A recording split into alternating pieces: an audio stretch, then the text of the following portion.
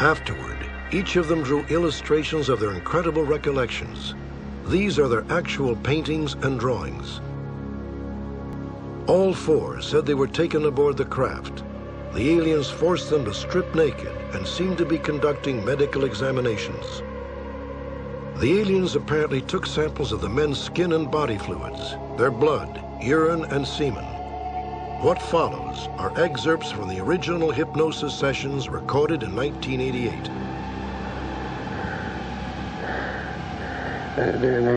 They don't know what to do. I think they think I'm going to come after them.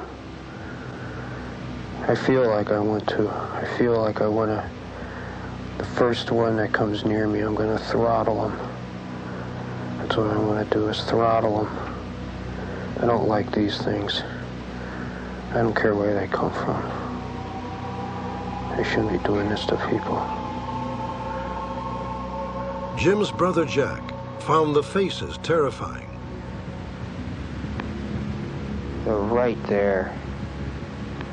Their face is right in my face. I don't know why. I don't want to know. I don't want to know what they want. Oh, they're saying things. They're explaining things with their eyes. In my head, they're saying, "Don't be afraid. Don't be afraid. We won't harm you." They say, "Do what we say. Just do what we say." Charlie Foltz was the next to be examined. I'm afraid that it's like a doctor's office. Like that.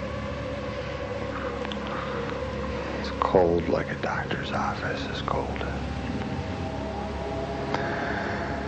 They put the panel over your chest. And they scrape your arms, your chest, your legs and thighs. We shouldn't be here. I just keep thinking I want to be back in the canoe. Chuck Rack had a good view of what the aliens were doing to Charlie. See some sort of device on him. They've got it looks like a silvery, and it looks like it's got curves on it. It's almost like it sucks something. He's got his head tipped way back. It's almost like he's in pain. We're just there. We can't help him. We're just... all we can do is watch him. I don't know if you're aware of it, and you probably aren't because you haven't been talking to each other. After the hypnosis sessions, Ray Fowler brought the Allagash Four together. For the first time, they discovered that each of them had recalled the same horrifying events. We were amazed that Jack would say something about how he remembered the light, or Chuck Rack would say something that he remembered, or Charlie would say, and we'd sit there, my God, that's exactly what we remembered. One person would pause to take a breath, and the next person would pick up, and you knew what they were going to say. You knew what they were going to say, and when they paused for breath, you could continue. It was just amazing to come to the realizations that all these things were really true, and that they really had meaning. And it was also kind of nice to know that I wasn't going insane having these nightmares, that they were, in fact, real memories of an event that did happen.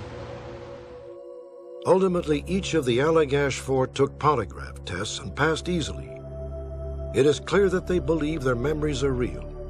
To skeptics, however, stories of alien abduction do not stand up to scrutiny.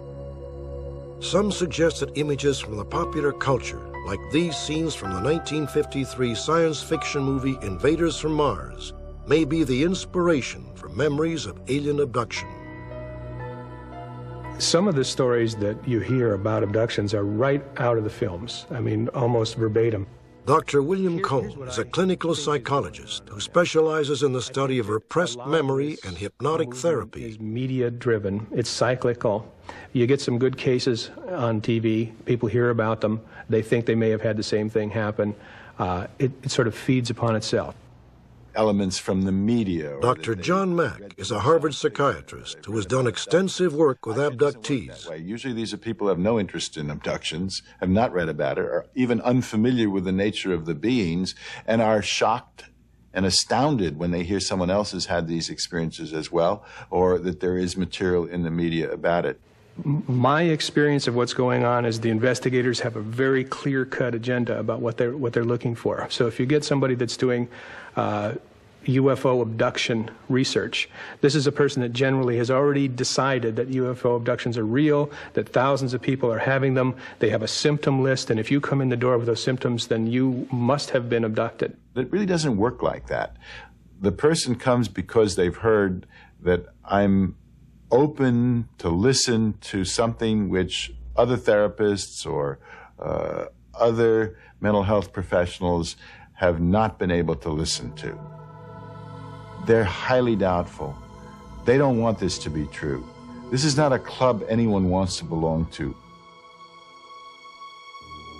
If you were to tell somebody 40 years ago that they would be able to see on an invention called a television set, which didn't exist, a meteorite crashing into a planet that they can now watch at home, that's a reality check, folks.